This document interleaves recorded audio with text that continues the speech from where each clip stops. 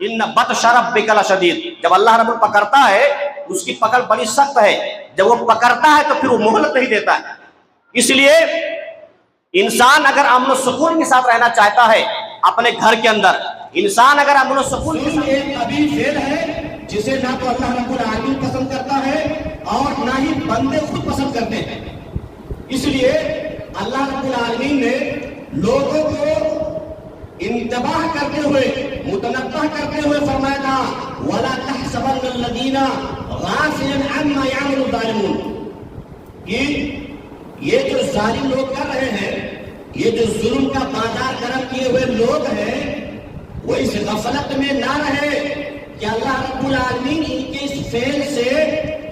فعل کو جان نہیں رہا ہے، سمجھ نہیں رہا ہے، یا اللہ رب العالمین ان کی ابھی پکڑ نہیں کر رہا ہے۔ اللہ رب العالمین اس کی ایک سنت ہے اور وہ یہ کہ وہ ظالموں کو مہلت دیتا ہے۔ اسی لیے آگے فرمایا انما یؤخرہم لیوم تشخص فیہ الابصار، انہیں اس دن کے لیے، اس دن تک کے لیے مہلت دی جا رہی ہے جس دن انسان کی آنکھیں پتھرا جائیں گی۔ اللہ رب العالمین کے غیظ و غضب کو دیکھ کر،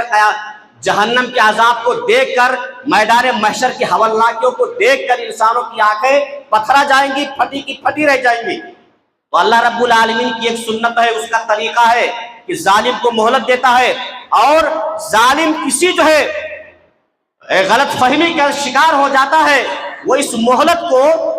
مہلت سے وہ اپنے آپ کو اور ظلم کے اندر جو ہے داخل کر دیتا ہے، اور ظلم کرنے پر جری اور بہادر ہو جاتا ہے۔ لیکن اس کے بعد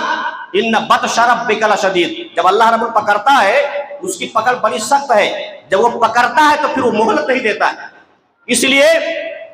انسان اگر امن و سکون کے ساتھ رہنا چاہتا ہے اپنے گھر کے اندر، انسان اگر امن و سکون کے ساتھ رہنا چاہتا ہے اپنے سماج کے اندر، انسان امن و سکون کے ساتھ رہنا چاہتا ہے اپنی سوسائٹی کے اندر، گاؤں کے اندر، شہر کے اندر، ملک کے اندر،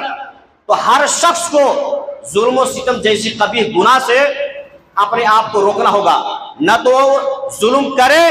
اور نہ ہی ظالم کا ساتھ دے۔ میرے بھائیوں، اللہ کے رسول صلی اللہ علیہ وسلم جس وقت آپ کی بعثت ہوئی ہے، اس وقت عربوں کی جو تاریخ رہی ہے، عرب کے جو حالات رہے ہیں، آپ نے پڑھا ہے، سنا ہے، ظلم و جبر کی کوئی ایسی صورت نہیں تھی جو اس وقت پائی نہ جاتی ہو، ظلم و ستم کی ایسی کوئی مثال نہیں تھی جو اس وقت موجود نہ رہی ہو۔ اللہ کے رسول صلی اللہ علیہ وسلم جس وقت مبعوث کیے گئے، عربوں کا ایک مشہور نعرہ تھا انصر اخاک ظالما او مظلوما، اپنے بھائی کی مدد کرو، یہ مت دیکھو کہ وہ ظالم ہے یا مظلوم۔ سمجھیے گا اس حدیث کو، یہ حدیث بھی ہے، عربوں کا ایک نعرہ تھا انصر اخاک ظالما او مظلوما، اپنے بھائی کی مدد کرو، یہ مت دیکھو کہ وہ ظالم ہے مظلوم۔ یعنی اس وقت کا جو ماحول تھا کہ اگر ایک بھائی کسی پر ظلم کر رہا ہے تو اپنے بھائی کا ساتھ دو، یہ مت دیکھو کہ وہ ظالم ہے کہ مظلوم۔ ایک قبیلہ اگر دوسرے قبیلے پر ظلم کر رہا ہے تو اسے روکنا نہیں، اس کے ساتھ مل کے دوسرے قبیلے پر ظلم کرنا ہے، یہ مفہوم تھا اور یہ نعرہ تھا عربوں کا، انصر اخاک ظالما او مظلوما۔ اللہ کے رسول صلی اللہ علیہ وسلم نے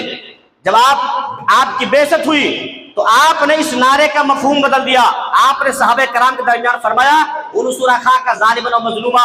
اپنے بھائی کی مدد کرو چاہے وہ ظالم ہو یا مظلوم۔ صحابہ کرام نے عرض کیا کہ اللہ کے رسول، ہمارا بھائی مظلوم ہو تو ہم اس کی مدد کریں، یہ تو سمجھ میں آتا ہے،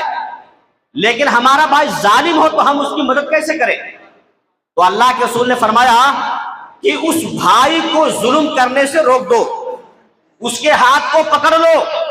تمہارا بھائی اگر ظلم کر رہا ہے تو اسے ظلم کرنے سے روک دو، یہ بھی اس کی مدد ہے اور یہ اس کی مدد کرنا ہے۔ تو اللہ کے رسول صلی اللہ علیہ وسلم نے اسی نعرے کو بلند کیا لیکن مفہوم کو بدل دیا۔ وہاں پر یہ تھا کہ خاندان، قبیلہ،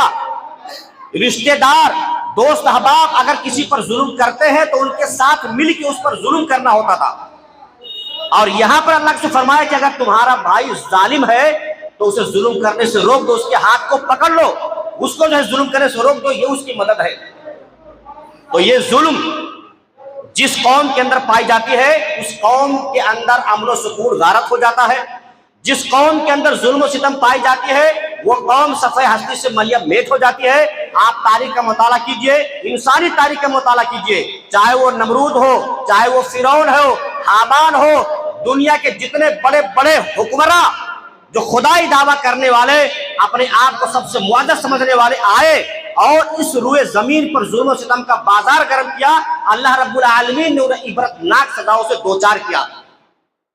اس لیے ظلم، جیسے کہا جاتا ہے، ظلم پھر ظلم ہے، بڑھتا ہے تو مٹ جاتا ہے۔ اور ایک چیز اور جانیے کہ ظلم کی عمر بہت تھوڑی ہوتی ہے، ظالم کی عمر بہت تھوڑی ہوتی ہے۔ ظالم کو مہلت ملی ہے، اس وقت تک وہ ظلم کرتا ہے، لیکن جب اللہ رب العالمین اس کو پکڑتا ہے تو اسے پھر مہلت نہیں ملتی ہے اور عبرتناک سزاؤں سے دوچار ہوتا ہے۔ میرے بھائیوں، ظلم انسانی تاریخ کے اندر جس قوم نے اور جس حکمراں نے کیا، وہ مظلوم کی آہوں اور بددعاؤں کا شکار بھی ہوا۔ میں آپ کو ایک حدیث بتلاتا ہوں، صحیح بخاری اور صحیح مسلم کی روایت ہے، مشہور صحابی رسول حضرت سعید ابن زید جو کہ عشرہ مبشرہ میں سے ہے۔ غور کیجئے گا، صحیح بخاری صحیح مسلم کی روایت ہے، حضرت سعید ابن زید جو کہ عشرہ مبشرہ میں سے ہے، ان کے اوپر اموی خلافت کے درمیان جس وقت مدینے کا حاکم اور گورنر مروان بن حکم تھا،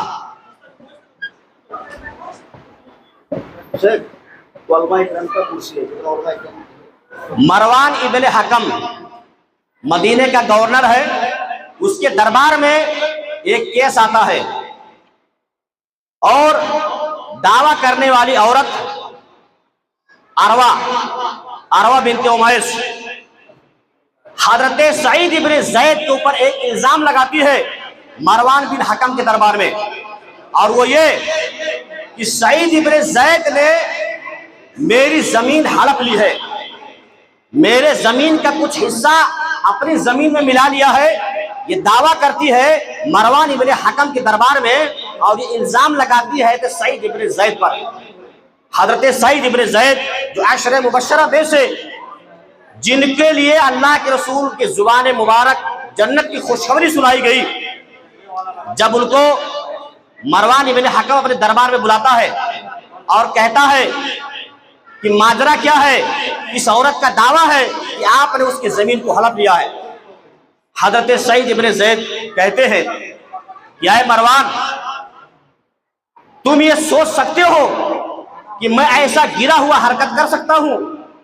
تم یہ سوچ سکتے ہو کہ میں اتنا بڑا گناہ کر سکتا ہوں جبکہ میں نے اللہ کے رسول صلی اللہ علیہ وسلم کی زبان مبارک وہ حدیث سن رکھی ہے؟ مروان بن حکم کہتا ہے کون سی حدیث ہے؟ چنانچہ حضرت سعید ابن زید کہتے ہیں کہ اللہ کے رسول کا مشہور فرمان ہے کہ جس نے دنیا کے اندر کسی کی ایک بالشت بھی زمین ناحق ہڑپ لی، قبضہ کر لیا، تو کل قیامت کے دن اس کے گردن میں 7 زمینوں کا طوق ڈالا جائے گا۔ اس حدیث کے سننے کے بعد کیا میں ایسا گرا ہوا حرکت کر سکتا ہوں؟ ایسی جو ہے نافرمانی کر سکتا ہوں؟ مروان بن حکم کہتے ہیں کہ اے سعید ابن زید، مجھے آپ سے یہی گمان تھا، اب جائیے، اب آپ سے میں کوئی دلیل نہیں مانگوں گا۔ یہ مقدس صحابی رسول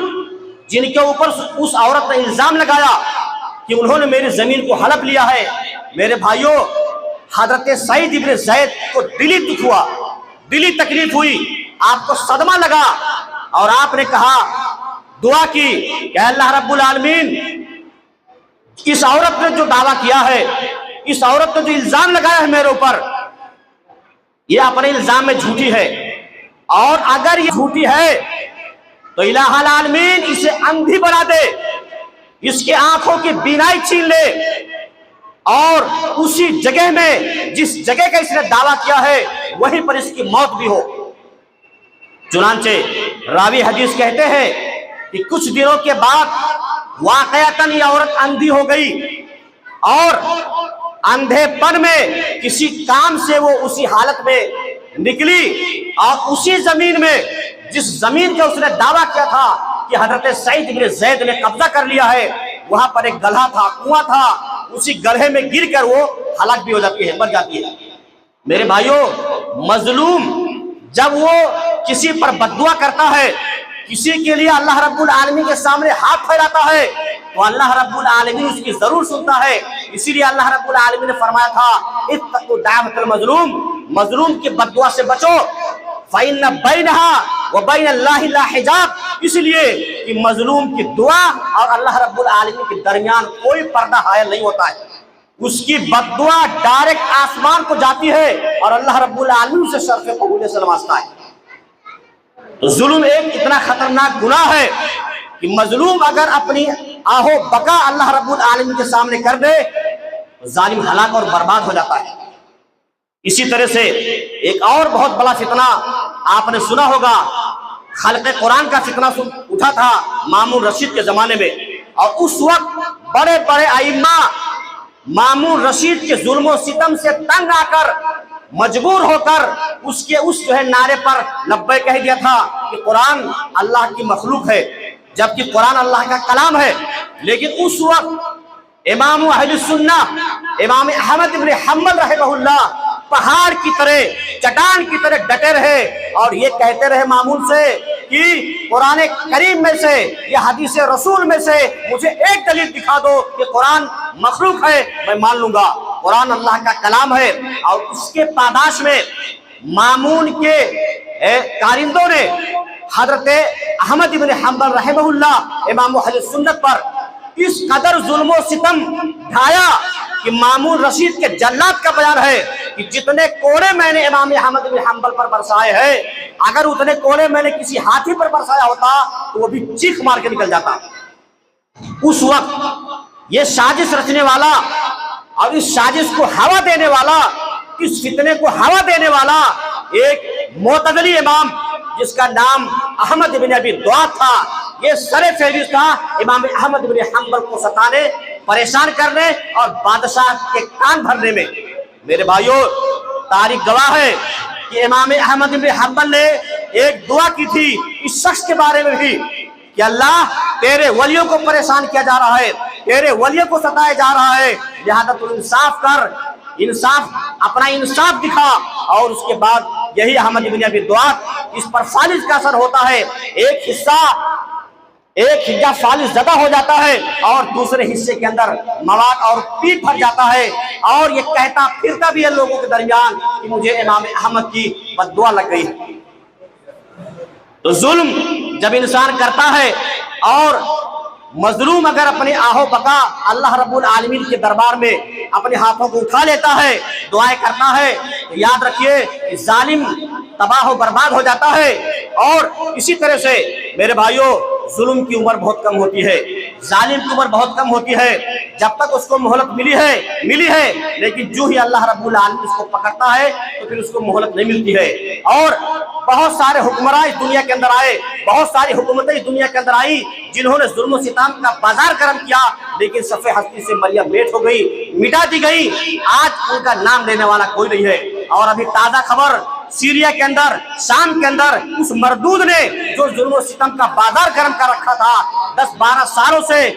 مسلمانوں پر جو ظلم و ستم کر رہا تھا، آخر اس کی بھی ہار ہوئی اور ذلیل و رسوا ہو کر اس نے شام کو چھوڑا، اس مردود کی وہاں سے بدائی ہوئی۔ اور ابھی اور تازہ خبر، جو دنیا کے اندر اپنے آپ کو سپر پاور کہتا ہے، جو دنیا پر اپنی حکومت کرنا چاہتا ہے، اور اسی بہانے وہ مسلمانوں پر اور خصوصی طور پر فلسطین کے مسلمانوں پر کسی نہ کسی بہانے سے، کسی نہ کسی تائید اور سپورٹ سے ظلم و ستم کرتا رہتا ہے۔ آج اللہ رب العالمین اس پر عذاب نازل کر رہا ہے، آج اس پر اللہ رب العالمین کی طرف سے عذاب نازل ہے، آگ کی عذاب، جس سے اس کی ساری ٹیکنک فیل ہو چکی ہے، اسے سمجھ میں نہیں آ رہا ہے کہ کیا کیا جائے، یہ کیسے بچا جائے۔ دنیا کو اپنے آپ سپر پاور بتانے والا اور مسلمانوں پر ظلم و ستم کرنے والا اور ظلم و ستم کا ساتھ دینے والا، ظالم کا ساتھ دینے والا یہ سپر پاور اسے سمجھ میں نہیں آ رہا ہے، وہ بے ہوشی کے عالم میں آ گیا ہے کہ اب کیا کیا جائے، اس تباہی سے، بربادی سے کیسے بچا جائے۔ اللہ رب العالمین نے اس پر آگ کا عذاب نازل کر دیا ہے، دنیا دیکھ رہی ہے، تماشا دیکھ رہی ہے، جس طرح مسلمانوں کے تباہی پر وہ خوش ہوا کرتا تھا۔ وہ شہر لاس اینجلس وہ شہر ہے جس نے اسرائیل کے اس بمباری پر خوشی کا اظہار کیا تھا جو آج آگ کے حوالے ہو چکا ہے، دنیا اس پر ہنس رہی ہے۔ میرے بھائیوں، ظلم تو ظلم ہے، بڑھتا ہے تو مٹ جاتا ہے۔ جب مظلوم اپنے ہاتھوں کو اللہ رب العالمین دربار میں اٹھاتا ہے تو اللہ رب العالمین کی ضرور سنتا ہے، اس لیے کہ مظلوم کے دل کا ہر نالہ تاثیر میں ڈوبا ہوتا ہے، مظلوم کے دل کا ہر نالہ تاثیر میں ڈوبا ہوتا ہے۔ ظالم کو خبر کر دے کوئی انجام ستم کیا ہوتا ہے۔ آخر میں دعا ہے کہ اللہ رب العالمین ہم تمام لوگوں کو ظلم و ستم جیسی قبیح بیماری سے بچائے اور ہمیں عدل و انصاف قائم کرنے اور اس پر عمل کرنے کی توفیق عطا فرمائے۔ آمین۔ وآخر دعوانا الحمدللہ رب العالمین۔ السلام علیکم ورحمۃ اللہ وبرکاتہ۔